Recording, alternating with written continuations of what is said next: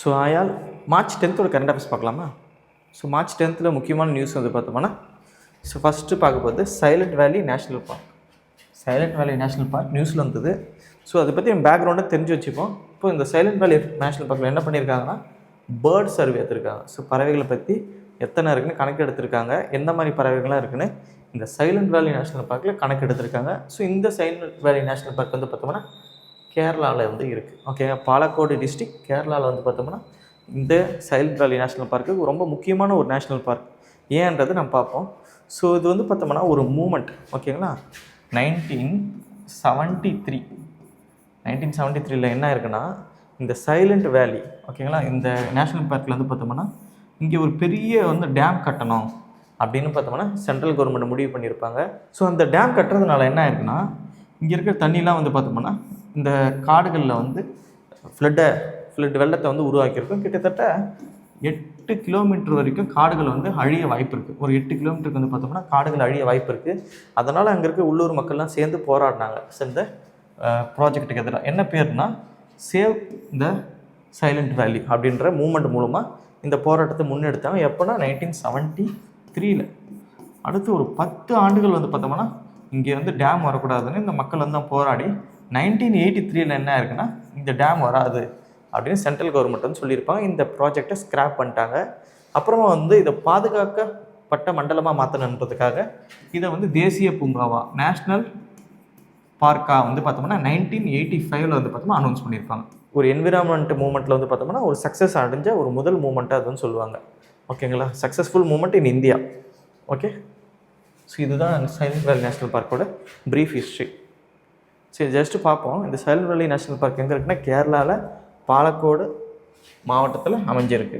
Okay, அது மட்டும் இல்லாமல் இது நீலகிரி பயோஸ்பியரோட ஒரு பகுதி. நீலகிரி பயோஸ்பியர் இருக்குல்ல, பயோஸ்பியர் ரொம்ப பெரிய ஏரியா, அதுக்குள்ளே நிறைய நேஷ்னல் பார்க் இருக்கும், வைல்ட் லைஃப் சென்ச்சுரி இருக்கும். அதில் ஒரு பகுதி தான் இந்த சைலண்ட் வேலி நேஷ்னல் பார்க். இதை வந்து எப்போ வந்து வேர்ல்டு ஹெரிட்டேஜ் சைட்டாக அறிவிச்சாங்கன்னா 2012 வந்து பார்த்தோம்னா நீலகிரி பயோஸ்பியர் ரிசர்வ் இந்த ஏரியாவில் வேர்ல்டு ஹெரிட்டேஜ் சைட்டாக வந்து அறிவிச்சிருக்காங்க. ஸோ நமக்கு தெரிஞ்ச வேண்டியது முக்கியமானது, இந்த மாதிரி நேஷ்னல் பார்க்கு வந்ததுன்னா அது எந்த ஸ்டேட்டுன்னு தெரிஞ்சு வச்சுப்போம். இதை வந்து ரொம்ப ரொம்ப முக்கியமான ஒரு கொஷின். இதே மாதிரி வந்து பார்த்தோம்னா இதே டைமில் ஒரு மூமெண்ட் நடந்திருக்கும், சிப்கோ மூமெண்ட். இது எங்கே நடந்திருக்குன்னா உத்தராகண்டில் நடந்திருக்கும். இதுவும் ஒரு என்விரான்மெண்டல் மூமெண்ட். ஞாபகம் வச்சுப்போம். என்ன இருக்குன்னா, உத்தராகண்டில் வந்து பார்த்தோம்னா நிறைய மரங்கள் வந்து அந்த மலை மேலே இருக்கும். ஓகேங்க, இந்த மரங்கள்லாம் வந்து வெட்டுறதுக்கு பர்மிஷன் கொடுத்துருப்பாங்க. அதனால் அங்கே இருக்க உள்ளூர் மக்கள்லாம் சேர்ந்து இந்த மரங்களெல்லாம் வெட்டக்கூடாது, இந்த மரங்களை வெட்டக்கூடாதுன்னு அந்த மரத்தெல்லாம் வந்து பார்த்தா அக் பண்ணியிருப்பாங்க. எல்லோரும் கட்டி பிடிச்சிருப்பாங்க அந்த மரத்தை. யாரும் அந்த மரத்தை விட்டு நாங்கள் போக மாட்டோம் அப்படின்னு சொல்லியிருப்பாங்க. அதனால் வந்து பார்த்தோம்னா இந்த மரத்தை வெட்டக்கூடாதுன்னு ஒரு 15 வருஷத்துக்கு பேன் வாங்கியிருப்பாங்க. ஸோ சிப்கோ மூமெண்ட் உத்தராகண்ட் ஞாபகம் வச்சுங்க. இதே வந்து பார்த்தோம்னா அக்கோ மூமெண்ட் அப்படின்னு ஒரு மூமெண்ட் வரும். இது வந்து எப்படின்னா கர்நாடகா. சேம் மூமெண்ட்டு கொஞ்ச நாள் கழிச்சு கர்நாடகா. இது Appiko movement Karnataka, Chipko movement Uttarakhand, Silent Valley movement வந்து பார்த்தோம்னா கேரளா. ஸோ இது எல்லாத்தையும் ஞாபகம் வச்சுப்போம். இதெல்லாம் என்விரான்மெண்டல் மூமெண்ட். நீங்கள் மெயின்ஸில் யூஸ் பண்ணலாம். ஃபிலிம்ஸ் பாயிண்ட் ஆஃப் வியூ ரொம்ப ரொம்ப முக்கியமானது. அடுத்து நான் பார்க்க போது national highways green cover index. ஓகேங்களா, இப்போது NHAI national highway authority of India இருக்காங்க. இவங்க என்ன பண்ணியிருக்காங்கன்னா ஒரு இண்டெக்ஸ் வந்து வெளியிட்டிருக்காங்க. ஓகேங்களா, இந்த இண்டெக்ஸில் என்ன சொல்ல வராங்கன்னா, இந்த நேஷ்னல் ஹைவே இருக்குல்ல, அந்த நேஷ்னல் ஹைவே சுற்றி எந்த அளவுக்கு க்ரீன் கவர் இருக்குது, எந்த அளவுக்கு பசுமையாக இருக்குன்றதை ஒரு தரவரிசை வந்து விட்டுருக்காங்க. அதுதான் வந்து இந்த நியூஸாக வந்திருக்கு. ஸோ இதை தரவரிசை யார் வந்து ரெடி பண்ணாங்கன்னா, நேஷ்னல் ரிமோட் சென்சிங் சென்டர். ஓகேங்களா, தேசிய ரிமோட் சென்சிங் சென்டர். அது அவங்க மட்டும் இல்லாமல் இஸ்ரோ. ஸோ இவங்க 2 பேர் சேர்ந்து தான் வந்து பார்த்தோம்னா இந்த இண்டெக்ஸ் வந்து உருவாக்குனாங்க. யூஸிங் சேட்டலைட் இமேஜஸ் சென்சர்லாம் பயன்படுத்தி எந்த அளவுக்கு குளோரோஃபில் இருக்குது, எந்த அளவுக்கு இங்கே பசுமையாக இருக்குது, இந்த ரோட்டில் எந்த அளவுக்கு பசுமையாக இருக்குன்றதை கண்டுபிடிச்சாங்க. முக்கியமாக எக்ஸாமில் தேவைப்படுதுன்றது தான் நேஷ்னல் ரிமோட் சென்சிங் ஓட ஹெட்குவார்ட்டர் எங்கே இருக்குன்னு நிறைய வாட்டி வந்து கேட்டிருக்காங்க. ஸோ இது வந்து பார்த்தா ஹைதராபாத்தில் இருக்குது. ஓகேங்களா, ஹைதராபாத்தில் இருக்குது தான் இந்த நேஷ்னல் ரிமோட் சென்சிங் சென்டர். இது ஒரு ஃபிலிம்ஸில் கேட்கலாம். அதுக்கடுத்து இதில் வந்து பார்த்தோன்னா க்ரீன் கவர் வந்து செக் பண்ணியிருக்காங்க. செக் பண்ணி எந்தெந்த ரோட்டில் எந்த அளவுக்கு வந்து பசுமையாக இருக்குன்றத ஒரு இண்டெக்ஸை வந்து வெளியிட்டிருக்காங்க. ஸோ இதுதான் நியூஸ். இது யார் வெளியிட்டாங்கன்னா national highway authority of India. So national highway authority of India எப்போ உருவாக்குனாங்கன்னா 1995. ஸோ இதையும் ஞாபகம் வச்சுக்கணும். இதுவும் டிஎன்பிஎஸ்சியில் அதிகமாக கேட்டது 1995. ஸோ அடுத்து போகலாம். அடுத்து வந்து பார்த்தோம்னா ஒரு முக்கியமான news. So national climate stock innovation challenge. Just இது என்ன சேலஞ்சுன்னு பார்ப்போம். ஸோ ஒரு போட்டி, ஓகேங்களா, யார் நடத்துகிறாங்கன்னா இந்த போட்டி NABARD. So national bank for agriculture and rural development, NABARD என்ன பண்ணுறாங்கன்னா ஒரு சேலஞ்ச் வந்து வைக்கிறாங்க. எப்படி வந்து இந்த கிளைமேட் சேஞ்ச் இந்த மாதிரிலாம் இருக்கிறதுனால நம்ம ஊர் எப்படி வந்து நம்ம தற்காத்துக்கலாம் அப்படின்னு ஒரு சேலஞ்சு. இதில் யார் ஜெயிக்கிறாங்க அவங்க வந்து பார்த்தோம்னா அதிகபட்சம் 15 லட்சம், ஸோ 2வது ப்ரைஸ் 10 லட்சம், 3வது ப்ரைஸ் இதெல்லாம் நமக்கு தேவையில்லை, ஜஸ்ட் தெரிஞ்சுப்போம். ஸோ 5 லட்சம் இந்த மாதிரி வந்து ப்ரைஸ் வந்து தராங்க. இந்த சேலஞ்சில் நம்ம போய் கலந்துக்கணும், எப்படி வந்து இந்த கிளைமேட் மாறுதல் இதுலேருந்து நம்ம தற்காத்துக்கலாம் அப்படின்னு சொல்கிறாங்க. எக்ஸாம் பாயிண்ட் ஆஃப்ல நபார்டை பற்றி தெரிஞ்சுப்போம். நபார்டு தான் வந்து பார்த்தோம்னா ரூரல் ஃபைனான்ஸுக்கு ஒரு முக்கியமான ஒரு அபெக்ஸ் பேங்க்கு 1982 வந்து ஸ்டார்ட் பண்ணாங்க. ஸோ ஜூலை மாதம் 12 1982 நபார்டு உருவாக்குனாங்க. இங்கே இருக்கக்கூடிய கிராமப்புறம் மற்றும் வேளாண்மை விவசாயத்துக்கும் கிராமப்புற வளர்ச்சிக்கும் நபார்டு தான் வந்து ஒரு முக்கியத்துவம் தராங்க. ஸோ ஞாபகம் வச்சுக்கிட்டது இந்த சேலஞ்சு யார் பண்ணாங்க, 2வது வந்து பார்த்தோம்னா நபார்டை பற்றி டீட்டெயிலாக தெரிஞ்சு வச்சுங்க. அடுத்து நம்ம பார்க்கும்போது பிலிம்ஸ் பாயிண்டர். ஸோ பிலிம்ஸ் பாயிண்டரில் நம்ம என்ன பார்க்க போகிறோம், ஒரு முக்கியமான ஒரு ரிப்போர்ட்டை பற்றி பார்க்க போகிறோம். ஸோ என்ன ரிப்போர்ட்னா சிற்பி ரிப்போர்ட். ஸோ இந்த ரிப்போர்ட்டில் என்ன சொல்கிறாங்கன்னா, உலகத்திலேயே இந்தியாவை தான் வந்து பார்த்தோன்னா 2வது லார்ஜஸ்ட் ஆர்ம்ஸ் இம்போர்ட்டர். அதிகமாக உலகத்திலே நம்ம தான் வந்து பார்த்தோம்னா இந்த ஆர்ம்ஸ் நிறைய இந்த பீரங்கி இது மாதிரி இருக்கக்கூடிய ஆர்ம்ஸ் எல்லாம் நம்ம தான் வந்து 2வது அதிகமாக இம்போர்ட் பண்ணுறோம் அப்படின்னு இந்த சிற்பி ரிப்போர்ட்டில் வந்து சொல்லியிருக்காங்க. இது யாருன்னா Stockholm International Peace Research Institution. இவங்க தான் வந்து பார்த்தோம்னா ஸ்வீடனை சேர்ந்தவங்க. உலகத்தில் இருக்கக்கூடிய எந்த நாடு வந்து அதிகமான மிலிட்ரிக்கு செலவு பண்ணுறாங்க, எந்த நாடு எவ்வளோ இம்போர்ட் பண்ணுறாங்க, அந்த மாதிரி கணக்கெல்லாம் வந்து பார்த்தோம்னா உலக அளவில் விடுறவங்க பார்த்தோம்னா இந்த சிற்பி நிறுவனம். ஓகேவா, இப்போ வந்து யார் அதிகமாக இம்போர்ட் பண்ணுறாங்க பார்ப்போம். ஸோ இம்போர்ட்டை பொறுத்தவரைக்கும் அதிகமாக இம்போர்ட் பண்ணது வந்து பார்த்தோம்னா யுக்ரைன். ஸோ யுக்ரைன் தான் வந்து பார்த்தோம்னா அதிகமாக இம்போர்ட் பண்ணாங்க. இந்தியா தான் 2வது. ஓகேங்களா, இது 2 ஞாபகம் வச்சுப்போம். இது தாண்டி யார் அதிகமாக எக்ஸ்போர்ட் பண்ணாங்கன்னா யூஎஸ்ஏ தான் அதிகமாக எக்ஸ்போர்ட் பண்ணுறாங்க. 2வது எக்ஸ்போர்ட் பண்ணுறது ஃப்ரான்ஸ். ஓகேங்களா, உலக அளவில். இப்போ இந்தியா அளவில் வருவோம். இந்தியா எங்கேருந்து இம்போர்ட் பண்ணுறாங்கன்னா அதிகமாக ரஷ்யா.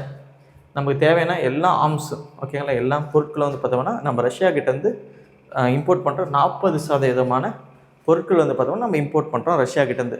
ஒரு காலத்தில் வந்து பார்த்தோம்னா 2010 அப்போ வந்து பார்த்தோம்னா நம்ம 70% பார்த்தோம்னா இம்போர்ட் பண்ணியிருந்தோம் ரஷ்யா கிட்டேருந்து மட்டுமே 70% வாங்கியிருந்தோம். இப்போ குறைச்சி ஒரு 40% தான் இம்போர்ட் பண்ணுறோம். நிறைய பொருட்கள் நம்மளே வந்து DRDO மூலமாக உற்பத்தி பண்ணிக்கிறோம். அதே போல் செகண்ட் லார்ஜஸ்ட் நம்ம 2வது யார்கிட்ட அதிகமாக இம்போர்ட் பண்ணுறோம்னா ஃப்ரான்ஸ். ஸோ ஃப்ரான்ஸ் கிட்டேருந்து தான் நம்ம செகண்ட் லார்ஜஸ்ட் இம்போர்ட் பண்ணுறோம். ஸோ அதை ஞாபகம் வச்சுப்போம். இது தாண்டி உலகத்துலேயே அதிகமாக எக்ஸ்போர்ட் பண்ணுறது USA, அதிகமாக இம்போர்ட் பண்ணுறது யுக்ரைன். ஸோ இதுதான் நியூஸு. இந்த இண்டெக்ஸ் பற்றி TNPSசியில் அதுக்குன்னு கேட்டிருக்காங்க. அதனால் இப்போது கொடுக்கப்பட்டுள்ள இந்த டேட்டாஸை நீங்கள் படித்து வச்சுங்க. அடுத்து நம்ம பார்க்க மெயின்ஸ் பாயிண்ட்டு. ஸோ அன்றைக்கே பார்த்தோம் நேஷ்னல் வாட்டர்வே. ஸோ அதோட கண்டினியூ பண்ணலாம். ஓகேங்களா, ஸோ டிரான்ஸ்போர்ட்டில் பார்க்கும்போது நேஷ்னல் வாட்டர்வே மொத்தமாக வந்து பார்த்தா 111 ரிவர்ஸ் அண்ட் கேனல். அந்த கேனலில் வந்து பார்த்தோம்னா இந்த நேஷ்னல் வாட்டர்வேவை நம்ம ப்ரொமோட் பண்ணலான்னு சொல்லியிருக்காங்க. அது மட்டும் இல்லாமல் வாட்டர்வேஸ்னால் எப்போவுமே ரொம்ப காசு கம்மியாகவும் என்விரான்மெண்ட் ஃப்ரெண்ட்லியாகவும் இருக்கும். ஸோ அதை பற்றி சில விஷயங்கள் பார்ப்போம். ஸோ ஆல்ரெடி பார்த்தோம் இந்த 6 வாட்டர்வேஸும் ரொம்ப முக்கியம். இதில் வந்து ஃபஸ்ட்டு இது பார்த்தோம்னா உங்களுக்கு வந்து பார்த்தா கங்கை நதியில் இருக்குது. எப்போ நதி தான் கேட்பாங்க. ஸோ ஹல்தியா டு அலகாபாத் இது வந்து பார்த்தா 1620 இந்தியாவிலே லார்ஜஸ்ட். ஸோ நேஷ்னல் வாட்டர் ஒன்று தான் வந்து பார்த்தோம்னா பெருசு. ஓகேங்களா, 2வது வந்து பார்த்தோம்னா பிரம்மபுத்திராவில் இருக்குது. நதி மட்டும் பார்த்துங்க. 3வது வந்து பார்த்தா கேரளாவில் இருக்குது. 4வது தமிழ்நாடு. ஓகேங்களா, 5வது வந்து பார்த்தோம் பிராமினி ரிவர். 6வது பரக். அந்த நதி ரிவர் எங்கே போகுதுன்னு பார்த்துங்க. ஓகேங்களா, ஸோ அது தாண்டி வந்து பார்த்தோம்னா இந்த வாட்டர் வேஸோட அட்வான்டேஜ் என்ன, டிஸ்அட்வான்டேஜ் என்ன, இது கேட்க வாய்ப்பு இருக்குது. ஸோ இதோட ப்ளஸ் என்ன, மைனஸ் என்ன.